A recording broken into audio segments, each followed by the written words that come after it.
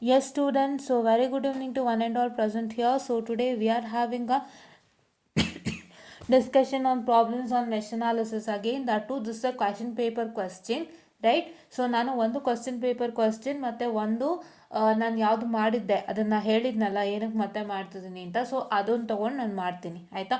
So, and in this question paper question, you can see that we are solving this particular question, B question. So, yeah, wait. Use mesh analysis to the circuit shown in figure to find the power supplied by 4 volt source. So ಇದನ್ನ ಈ question ನಾವು solve ಮಾಡ್ತಾ ಹೋಗ್ತೀವಿ.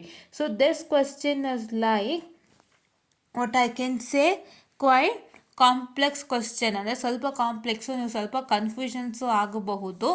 But ಯಾವುದೇ ಥರ confusions ಆಗಬೇಡಿ. ಇಲ್ಲೇನು ಈ ಥರ Vx/400 ಕೊಟ್ಟಿದ್ದಾರೆ, ಮತ್ತು ಅದು ಏನು ಕೊಟ್ಟಿದ್ದಾರೆ ಆ ಥರ ಎಲ್ಲ ಕನ್ಫ್ಯೂಷನ್ಸ್ ಆಗುತ್ತೆ. ಸೊ ಅದಾಗಬಾರ್ದು ಅಂತ ನಾನೇನು ಅಂತ ಕ್ಲೀನಾಗಿ ಹೇಳ್ಕೊಡ್ತೀನಿ ಆಯಿತಾ. ಅದಕ್ಕೂ ಮುನ್ನ ನಾವು ಒಂದಿಷ್ಟು ಸೆಟ್ ಆಫ್ ಕ್ವಶನ್ ಪೇಪರ್ಸ್ ನೋಡಬೇಕಾಗುತ್ತೆ. ಏನಕ್ಕೆ? With respect to star to delta, because ನಾನು ಕ್ವಶನ್ ಪೇಪರ್ ಹೇಳಿಲ್ಲ ಸ್ಟಾರ್ ಟು ಡೆಲ್ಟಾ, ಹೌದಲ್ವಾ? ಸೊ ನಾನು ಬರೀ ಕ್ವಶನ್ ಪೇಪರಲ್ಲಿ ಫೀವರ್ ನಂಬರ್ ಆಫ್ ಕ್ವಶನ್ಸ್ ಇದೆ ಅಂತ ಹೇಳಿದ್ದೆ.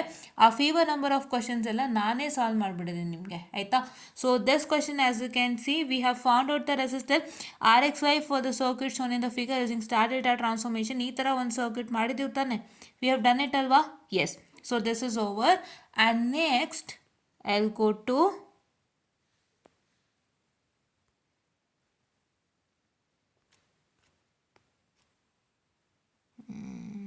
ಇದರಲ್ಲ, wait a minute, I will just tell you, not this, I am sorry, this I guess. ಹಾಂ, ಈ ಪೇಪರಲ್ಲಿ this question we have done it ಅಲ್ವಾ. ನಾನು ಈ ಕ್ವಶನ್ನ ಯಾವತ್ತು ಮಾಡಿದ್ದೀನಿ? ನೆನೆನೋ ಮೊನ್ನೆನೋ ಮಾಡಿರ್ಬೇಕು, ಮೊನ್ನೆ ಮಾಡಿದ್ದೀನಿ ಅನ್ಸುತ್ತೆ. Can just see this question I have already done it, right?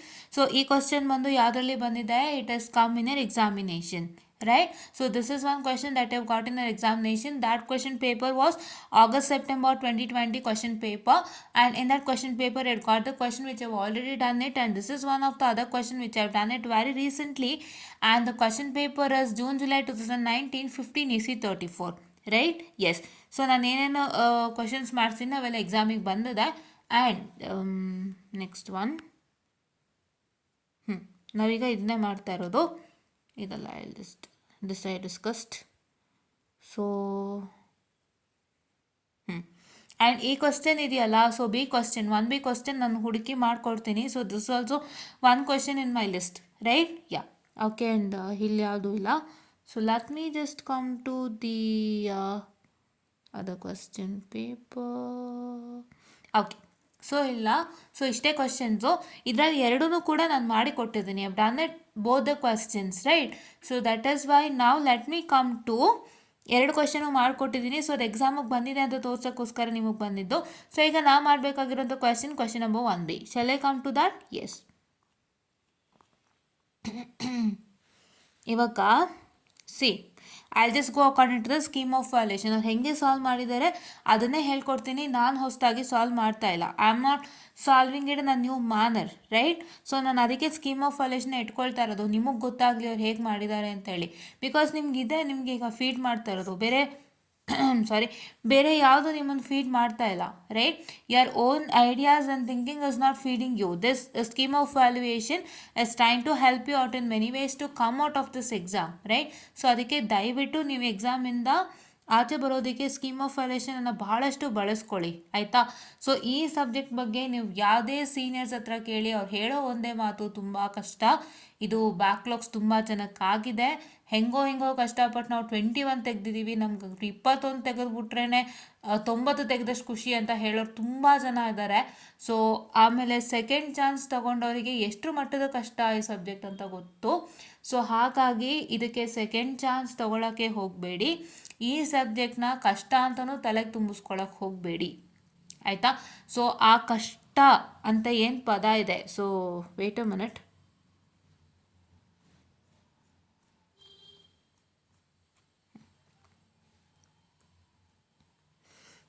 that word is there, no?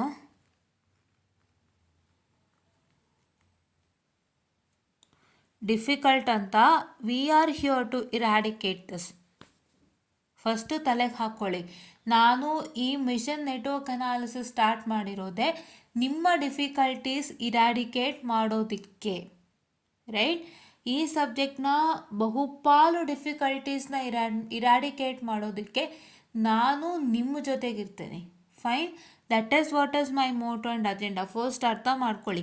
So ಯಾವುದಾದ್ರೂ ಕಷ್ಟ ಅಂತಂದಾಗ ಅದನ್ನು ನೀವು ಸುಲಭ ಮಾಡ್ಕೊಳ್ಳೋದಕ್ಕೆ ಹೋಗಬೇಕು. ಸೊ ಏನು ದಾರಿಯಿಂದ ನಾನು ಇದನ್ನ ಸುಲಭ ಮಾಡ್ಕೋಬೋದು ಅನ್ನೋದನ್ನ ನೀವು ಯೋಚನೆ ಮಾಡಬೇಕೇ ಹೊರತು ಕಷ್ಟ ಅಂತ you should not sit, right. ಕಷ್ಟ ಅಂತ ಯು ಶುಡ್ ನಾಟ್ ಸಿಟ್. ಕೂತ್ಕೊಂಡ್ರೆ ತುಂಬ ಕಷ್ಟ ಅಂತಲೇ ಅನಿಸುತ್ತೆ. ನೀವು ಅದಕ್ಕೆ ತುಂಬ ಒಂದು ಪರ್ಯಾಯ, I am sorry, please wait, ಪರ್ಯಾಯ ದಾರಿ ಅಂತ ಹುಡುಕೊಂಡ್ರೆ ಇದಕ್ಕಿಂತ ಸುಲಭ ಇನ್ಯಾವುದೂ ಇರಲ್ಲ, ರೈಟ್. ದಟ್ ಈಸ್ ವೈ ದಯವಿಟ್ಟು ಪರ್ಯಾಯ ದಾರಿ ಹುಡುಕೋಬೇಕಂದ್ರೆ have to come to us. ನಾವು ಪರ್ಯಾಯ ದಾರಿ ಏನು, ಪ್ರತಿಯೊಂದು ಕಾನ್ಸೆಪ್ಟನ್ನು ಸಿಂಪಲಾಗಿ ಮಾಡ್ತಾ ಇದ್ದೀನಿ ನಾನು.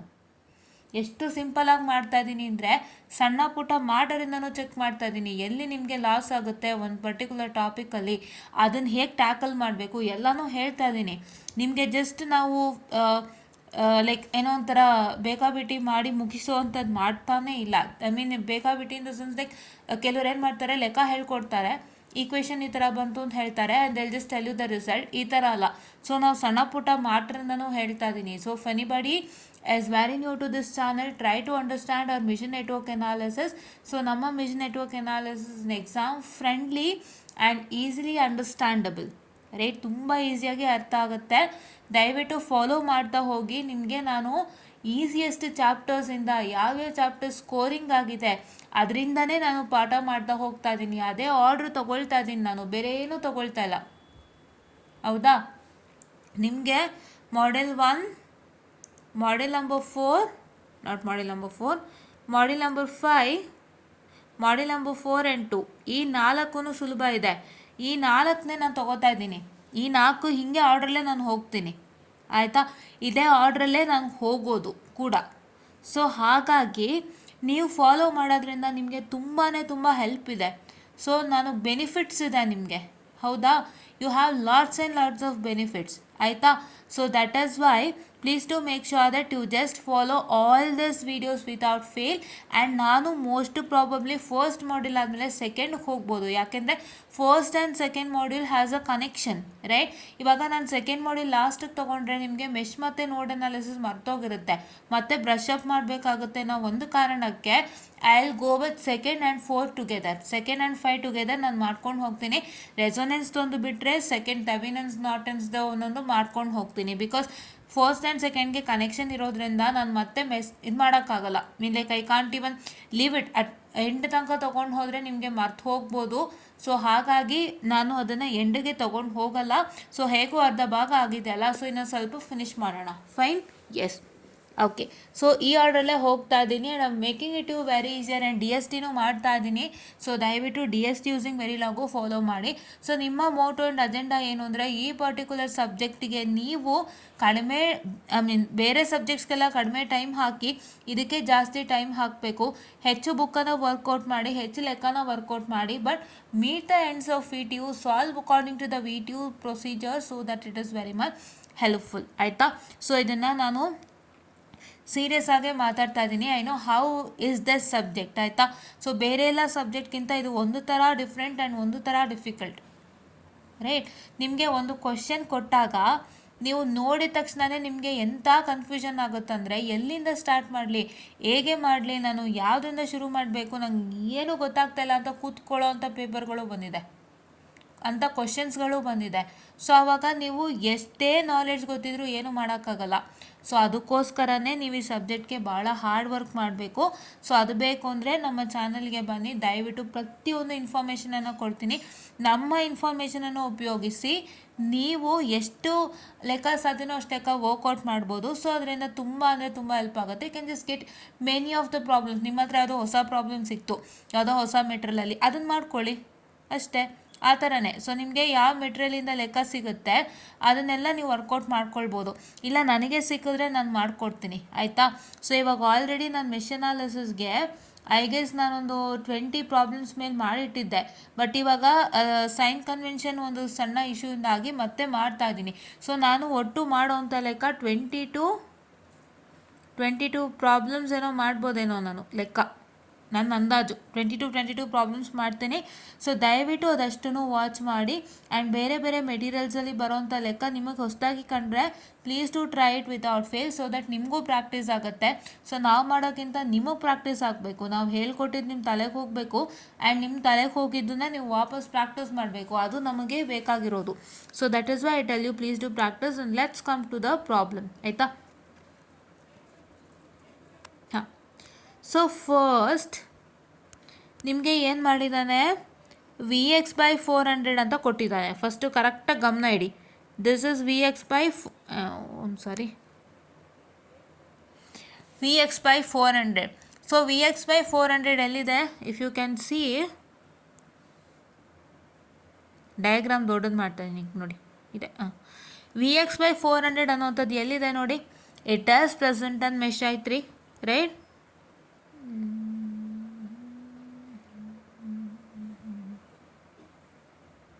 So which is present in mesh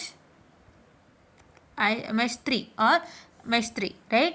So mesh 3 ಅಲ್ಲಿ ಪ್ರೆಸೆಂಟ್ ಆಗಿರೋದ್ರಿಂದ my Vx/400 is equal to I3 na, right? So that is, you can see over here, I3 is equal to Vx/400. So Vx is equal to ಇಲ್ಲಿ 200 I2 ಅಂತ ಇದೆ. So ಏನಕ್ಕೆ 200 I2? If you can observe, for a 200 ohm there is Vx written, ಹೌದಾ? So what is Vx? So Vx is for the resistance 200 ohm. So that is why Vx is equal to I into R, wherein your I is equal to I2 and R is equal to 200. ಗೊತ್ತಾಗ್ತಿದೆಯಾ? Vx ಎಲ್ಲಿದೆ Vx? 200 ಓಮಲ್ಲಿ ಇರೋವಂಥದ್ದು Vx. ಆಮೇಲೆ 200 ohm ಎಲ್ಲಿ present ಆಗಿದೆ? Mesh 2ನಲ್ಲಿ. Mesh 2 current ಏನು? I2. So that is why your Vx is equal to 200 into I2, right? Yeah, so that has been written over sure, you can see, right? Yes. And whole divided by 400 which is 0.5 I2. So first I3 ಏನು?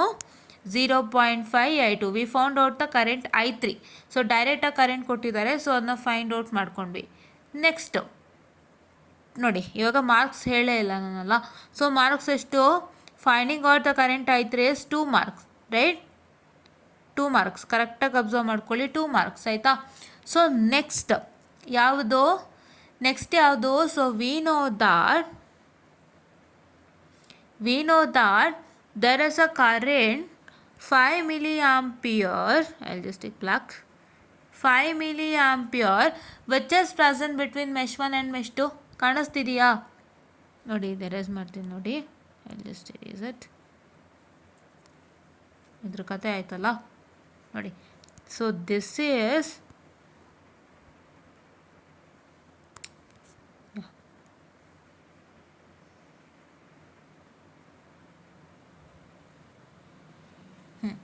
ಇದು mesh 1 and mesh 2 together. In between mesh 1 and mesh 2 you have 5 milliampere, right? So when there is a current present between the two meshes, it is said to be as a super mesh, right? If there is an voltage present between the two meshes, it is not a super mesh. When there is a current present between the two meshes, it is said to be as a super mesh, right? Super mesh analysis ಅಂದರೆ ಏನೂ ಇಲ್ಲ. It is the process wherein you have a current that is present between two meshes and you are going to consider both the meshes together and frame one single equation. No two equations are framed. I1ಗೆ ಸಪ್ರೇಟಾಗಿ frame ಮಾಡಬೇಕು, ಅಥವಾ I2 that is mesh 1ಗೆ ಸಪ್ರೇಟಾಗಿ frame ಮಾಡಬೇಕು, mesh 2ಗೆ ಸಪ್ರೇಟಾಗಿ equation frame ಮಾಡಬೇಕು, ಇಲ್ಲ. So have to consider both the meshes. So because 5 milliampere is present between mesh 1 and mesh 2. Mesh 1 ಮತ್ತು mesh 2 ಮಧ್ಯದಲ್ಲಿ ಇರೋದ್ರಿಂದ ಎರಡನ್ನೂ ಕನ್ಸಿಡರ್ ಮಾಡಿ ಸೂಪರ್ ಮೆಶ್ ಅಂತ ಮಾಡ್ಕೊಳ್ತೀವಿ. ಆ ಸೂಪರ್ ಮೆಶಿಗೆ ಏನು ಮಾಡ್ತೀರಾ? ಒಂದು ಸೆಟ್ ಆಫ್ ಈಕ್ವೇಷನ್ ಕನ್ಸ್ಟ್ರಕ್ಟ್ ಮಾಡ್ತೀರಾ, ರೈಟ್? ಎಸ್. ಸೊ ನಿಮಗೆ ಮೆಶ್ ಮತ್ತು ಸೂಪರ್ ಮೆಶು ಸೂಪರ್ ನೋಡು ಥಿಯರಿ ಪಾರ್ಟ್ಸ್ ಎಲ್ಲ ಒಂದು ಸೆಷನ್ ಎಕ್ಸ್ಟ್ರಾ ಮಾಡ್ತೀನಿ. ಏನಕ್ಕೆ ಅಂದರೆ ಅದೆಲ್ಲ ಎಕ್ಸಾಮಿಗೆ ಬರೋದ್ರಿಂದ ಏನು ಬರುತ್ತೆ ಗೊತ್ತಿಲ್ಲ ಥಿಯರಿ ಕಾನ್ಸೆಪ್ಟಲ್ಲಿ, ಅಂದರೆ with respect to definition, right. Theory ಕಾನ್ಸೆಪ್ಟಲ್ಲಿ ಡಿರೈವೇಷನಲ್ಲಿ I told star to delta, delta to star ಬರುತ್ತೆ ಅಂತ. ಸೊ ಅದು ಬಿಟ್ಟರೆ ಬೇರೆ ಏನೇನು ಬರುತ್ತೆ ಅಂತ ಒಂದು ಲೀಸ್ಟ್ ಹಾಕಿ ಅದರದ್ದು ಆನ್ಸರ್ಸ್ ಎಲ್ಲ ಡಿಸ್ಕಸ್ ಮಾಡಿ ಕೊಡ್ತೀನಿ, so that you will be more comfortable, right. Yeah, okay. So ಇವಾಗ ಅದಕ್ಕೆ ಏನು ಮಾಡಿದ್ದಾರೆ, so what is your 5 milli ampere? 5 milli ampere is nothing but I1 minus I2 is equal to 5 milli ampere. So 5 milli ampere is present between I1 minus I2. So therefore the subtraction of two currents is equal to 5 milli ampere, right? Yeah. So ಇವಾಗ ನೀವೇನು ಮಾಡ್ತೀರಾ, you have to apply KVL to super mesh. When you try to apply KVL to super mesh, your sign convention is as follows: negative to positive is negative, positive to negative is positive, and positive for all resistances. This is for voltage, right? You got it? Yeah. So now if I try to apply the KVL to super mesh, I have first I encounter first 4 volt, right. So ಇವಾಗ ನಿಮಗೆ ತುಂಬ confusions ಆಗ್ಬೋದು. So ಹಾಗಾಗಿ ನಾನೇನು ಮಾಡ್ತೀನಿ, ಅಲ್ಲಿ rewrite it again, right. So ನಾನು rewrite ಮಾಡ್ತಾ ಇದ್ದೀನಿ, ಇಲ್ಲಿ ನೋಡ್ಕೊಳ್ಳಿ.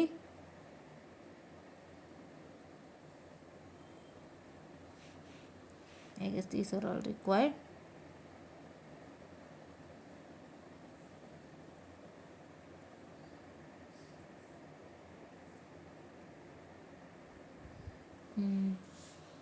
Okay, so please wait. Let me see. I'll let it over here only.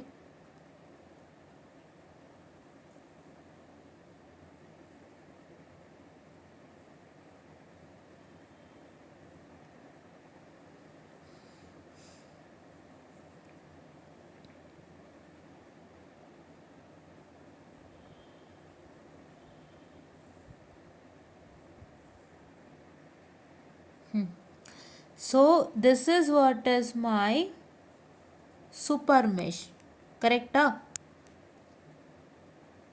Vx, this is 200 ohm. I'm very sorry.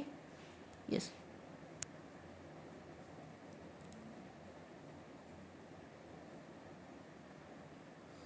And here it is what I can say, 600 ohm.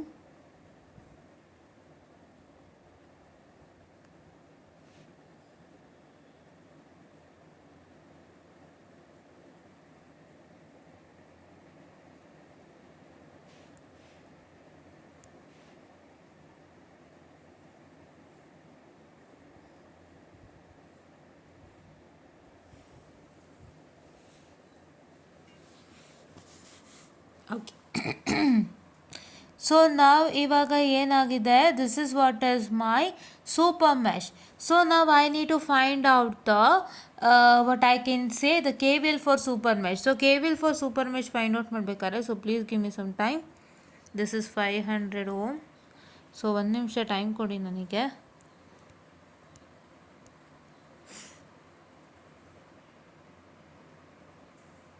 Okay. So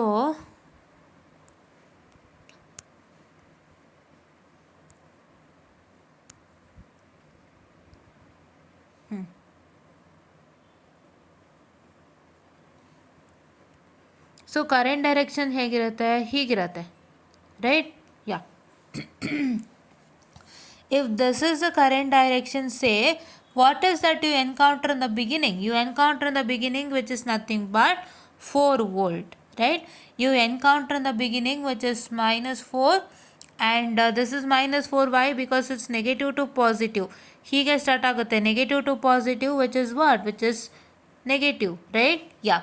And plus 500 I1. So this 500 will be present in I1, and this 200, this 200 plus 600, it is this 200 and 600 are together ಅಲ್ವಾ, ನೋಡಿಲಿ 200 ಮತ್ತು 600 ಒಟ್ಟಿಗೆ ಇದೆ. So that will be is equal to 800 800 I2, right? And plus, so what I am going to do is I am going to write the diagram here again. I am very sorry because ನಮಗೆ ಅಲ್ಲಿ comfort ಅನ್ನಿಸ್ತಾ ಇಲ್ಲ.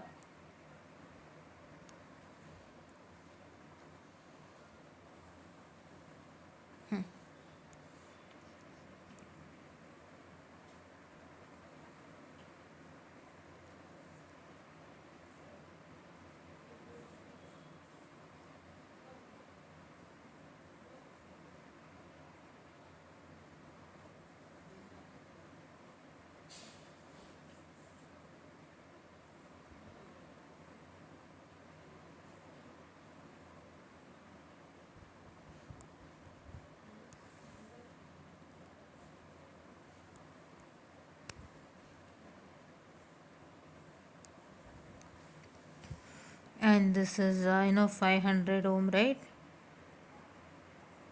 This one, and this is 4 volt, right? Yeah. So now when you try to solve it, you just first encounter minus 4 because it's negative to positive, which is minus 4, right? And then this is 500 I1, positive 500, resistance is always positive, and 800 I2. How 800 I2? This 200 and 600 will get added, which is equal to 800, and so plus 800 I2 because 800 is present in I2 only, no? Yeah.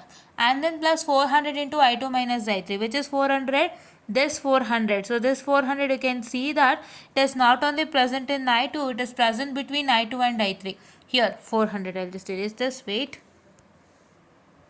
Here 400, which is present in I2 and I3. So hanಗಾಗಿ ಏನು ಮಾಡಬೇಕು? So we take plus 400 into I2 minus I3. First we are considering I2, then I3, right? Yeah, we start from I1, encounter I2, once again come back to I1. That is, we start with mesh 1, come to mesh 2, and once again come back to mesh 1, right? And then next is plus 1000. 1000 is 1 kilo ohm. So 1 kilo ohm is present between I1 and I3. You can see this is 1 kilo ohm present between I1 and I3.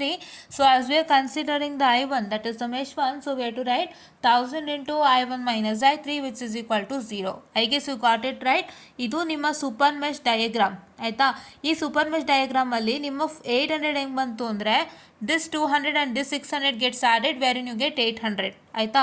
200 ಮತ್ತು 600 ನೋಡಿಲಿ, ಇದು 200 ಮತ್ತು 600 ಒಟ್ಟುಗಿದೆ, ಅದು 800 ಆಯಿತು, ಕರೆಕ್ಟಾ? That is one thing. I just make a highlight. This 200 and 600 is together, so it becomes 800, and this 400 which is present between I2 and I3, and this 1 kilo ohm which is present between I1 and I3. So ಅದಕ್ಕೆ 400 into I2 minus I3 and 1000 into I1 minus I3. Correct? You got it? Okay. Then, so now how did you get this particular equation? So ಇದು 1500 I1 plus 500 I2 is equal to 4 ಹೆಂಗೆ ಬಂತು ಅಂತ ಅಂದ್ಕೊಂಡ್ರೆ, so I'll just do that.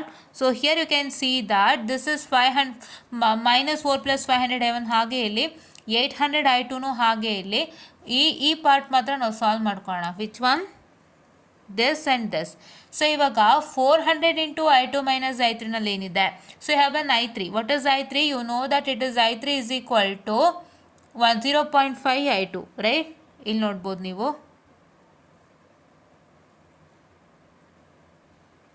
I3 is equal to 0.5 I2. ನೆನಪಿದೆನಾ? ಅದನ್ನೇ substitute ಮಾಡಬೇಕು. That is 400 I2 minus what is I3? 400 I2 ಹೆಂಗೆ ಬಂತು? I multiplied 400 into I2 first. ಕರೆಕ್ಟಾ? Here 400 into I2 first, and then I multiply 400 into I3, that is 400 into 0.5 I2. So what is 400 into, just a minute, I'm sorry, what is 400 into 0.5? So which is equal to 200 I2, right? And ಮತ್ತೆ plus 1000. What is plus 1000? So plus 1000 into, that is I1. So first 1000 I1 plus 1000 I1 minus, that is how much? Minus 1000 into 0.5 have to do, because I3 is what? I3 is nothing but 0.5 I2 ಅಲ್ಲ. 1000 into 0.5 is equal to minus 500 I2, right? So ಇವಾಗ ಏನಾಯಿತು? You already have plus 800 I2 ಇದೆ ಅಲ್ವಾ? plus 800 I2. I'm sorry, please wait.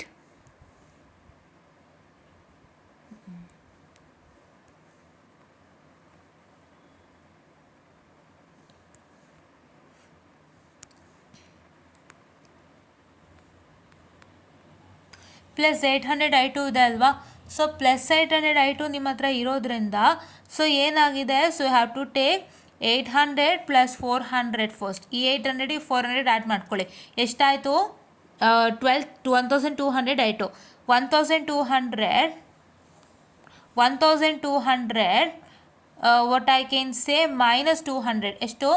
1200 minus 200 is 1000 ಅಲ್ವಾ? So 1000 minus 500 which is equal to 500. So ಒಟ್ಟು total ಏನು ಸಿಕ್ತು ನಿಮಗೆ? You got it as what I can say 500 I2. ಹೌದಾ? I2 ಎಷ್ಟು ಸಿಕ್ತು? ನಿಮಿಷ ರೀ.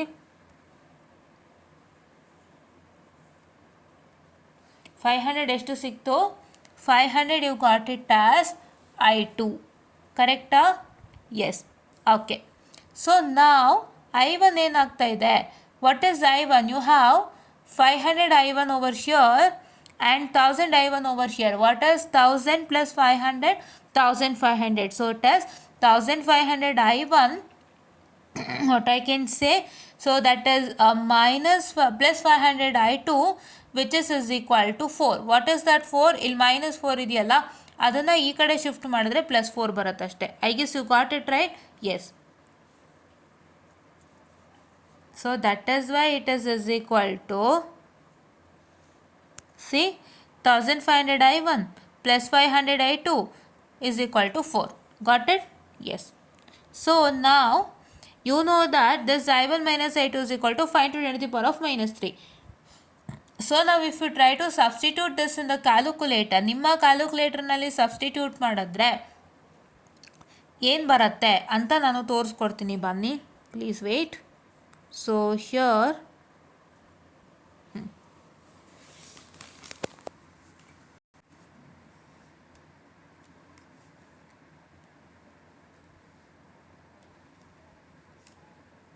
A, one simul, and you know that it's two unknowns, right? I1 and I2 only, right? So first ನಮ್ಮ equation ಏನು? It is 1500,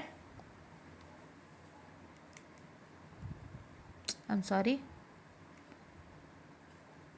1500 I1 plus 500 I2, which is equal to 4, right? Yes. Second equation ಏನು? ಕರೆಕ್ಟಾಗಿ shift ಮಾಡಿದ್ದೀನಿ ನೋಡಿ. 1500 plus 500 which is equal to 4. And next one ಏನು? It is 1 I1 minus 1 I2 which is equal to 5m, right? 5m ಅದು. So 5m. So 5m is nothing but 5 into 10 to the power of 3. You can see that 1x minus 1y is equal to 5 into 10 to the power of 3. So if you just put it equal to, so you are going to get 3.25 into 10 to the power of 3, which is your x, and your y is equal to minus 1.75 into 10 to the power of -3. ಆಯಿತಾ? So ಈಗ if I come back here, so we only wanted I1 ಅಲ್ವಾ? So that is why will keep I1. So that is I1 is equal to 3.25. Did we get it? ಬಂತಲ್ವಾ ನಮಗೆ? ನೋಡಿ ಇಲ್ಲಿ, ನೋಡಿ ಇಲ್ಲಿ, ಮತ್ತೆ ನಾನು ಹೋಗ್ತೀನಿ, ನೋಡಿ ಇಲ್ಲಿ, ನೋಡಿ ಇಲ್ಲಿ. It has 3.25 into 10 to the power of -3. Did we get it? Yes. So I1 is 3.25 milliampere, and sheer power at 4 volts. You have to find out the power in the 4 volt resistance, right? In the 4 power in the 4 volt using the mesh analysis. So 4 volt ಎಲ್ಲಿದೆ? ಇಲ್ಲಿದೆ. So power ಇದ್ರದ್ದು ಕಂಡುಹಿಡಿಬೇಕು. ಹೆಂಗೆ ಕಂಡುಹಿಡಿತೀರಾ? It is nothing but -4 into I1. Why -4? Because where 4 is negative to positive, which is negative. So that's why it is -4 into I1, or which is equal to, what is that I1? You got 3.25 milliampere. So just multiply -4 into 3.25 milliampere. So m ಬಿಡಬೇಡಿ, ಇಲ್ಲಿ ನೋಡಿ, ಇಲ್ಲಿ 3.25 milliampere ಇದೆ. So ಈ ಎಮ್ನ ಬಿಡಬೇಡಿ, ಈ ಎಮ್ನ ಬಿಟ್ಟರೆ ಹೋಯ್ತು. ಅಥವಾ into 10 to the power of 3 ಹಾಕಿ, ಅಥವಾ ಎಮ್ ಹಾಕಿ. ಕ್ಯಾಲ್ಕುಲೇಟ್ರಲ್ಲಿ ನಾನು ಈಸಿಯಾಗಿ ಎಮ್ ಹಾಕೋದ್ನಲ್ಲ, ಆ ಥರ ನಿಮಗೆ ಬೇರೆ ಕ್ಯಾಲ್ಕುಲೇಟ್ರಲ್ಲಿ ಇರಲ್ಲ. ಬೇರೆ ಕ್ಯಾಲ್ಕುಲೇಟ್ರಲ್ಲಿ ನೀವು into 10 to the power of 3 into 10^6 ನೀವು ಪ್ರಾಕ್ಟೀಸ್ ಮಾಡ್ಕೊಂಡು ಹೋಗಬೇಕು. ಸೊ ಅದಕ್ಕೆ ಈ ಕ್ಯಾಲ್ಕುಲೇಟರ್ ಬೆಸ್ಟ್ ಅನ್ನೋದು. ಆ್ಯಂಡ್ ಈ ಕ್ಯಾಲ್ಕುಲೇಟರ್ ಎಲ್ಲೂ ನಾನು ಇವತ್ತವರೆಗೂ ಕೇಳಿಲ್ಲ ಎಕ್ಸಾಮಿನೇಷನಲ್ಲಿ. ಸೊ ಹಾಗಾಗಿ it's no issues, you can just directly substitute, right? So ಎಮ್ನ ದಯವಿಟ್ಟು ಬಿಡಬೇಡಿ. Please put into 10 to the power of 3, then you will get the resultant as -13 millivolt. Right? So this is what is the power in the 4 ohm, right? Power in the 4 ohm is nothing but -13 millivolt, right? Here I1 is equal to 3.25 milliampere, and the power at the 4 volt is -13 milliampere, millivolt, I'm sorry, millivolt, right? Yeah. So ಇವಾಗ I3 is equal to Vx/400 ಅಂತ ಕೊಟ್ಟಿದ ತಕ್ಷಣ ತಲೆ ಕೆಡಿಸ್ಕೋಬೇಡಿ. Vxಗೆ ಎಲ್ಲರೂ ಇದ್ದೇ ಇರುತ್ತೆ, ಅವ್ನು ಸುಮ್ಮನೆ Vx ಕೊಡಲ್ಲ. ನಿಮ್ಗೆ ಇಲ್ಲಿ ಸುಮ್ಮನೆ Vx ಕೊಟ್ಟಿಲ್ಲ ನೋಡಿ, 200ಅಲ್ಲೇ Vx ಇರೋಕ್ಕೆ ಅವರು ಇಲ್ಲೂ Vx ಕೊಟ್ಟಿದ್ದಾರೆ. ನಾವು ಫಸ್ಟು Vx ಎಲ್ಲಿದೆ ಅಂತ ಕಂಡುಹಿಡ್ಕೊಂಡು ಅದ್ರದ್ದು ನಾವಿಲ್ಲಿ ಸಬ್ಸ್ಟಿಟ್ಯೂಟ್ ಮಾಡಿ I3 ಇಸ್ ಈಕ್ವಲ್ ಟು ಏನು ಅಂತ ಮಾಡ್ಕೋಬೇಕು. ಅದನ್ನು ಇಲ್ಲಿ ಸೂಪರ್ ಮೆಶ್ ಜಾಗದಲ್ಲಿ ಸಬ್ಸ್ಟಿಟ್ಯೂಟ್ ಮಾಡಿದಾಗ ನಿಮಗೆಲ್ಲ ಗೊತ್ತಾಗುತ್ತೆ. ಸೂಪರ್ ಮೆಶ್ ಜಾಗದಲ್ಲಿ ಸಬ್ಸ್ಟಿಟ್ಯೂಟ್ ಮಾಡಿದ್ಮೇಲೆ ಸೊ ನೀವು ಈ ಥರದೊಂದು ಈಕ್ವೇಷನ್ ಬರುತ್ತೆ, ಮತ್ತು ಇದೊಂದು ಈಕ್ವೇಷನ್ ಬರುತ್ತೆ, ಎರಡನ್ನೂ ಮಾಡ್ಕೊಳ್ಳಿ. So then you will get I1 and then you will get the power across the 4 volt, right? So this is what is I tell you, and please do make sure that you watch all my videos for what I can say the important updates on machine network analysis and network analysis complete playlist ನಿಮಗೆ ತುಂಬ ನೀಟಾಗಿ ಆಗುತ್ತೆ, ಡೀಟೇಲ್ಡಾಗಿ ಆಗುತ್ತೆ. ಅದನ್ನು follow ಮಾಡಿ ಅಂತ ಹೇಳ್ತಾ I just wind up the session and thank you.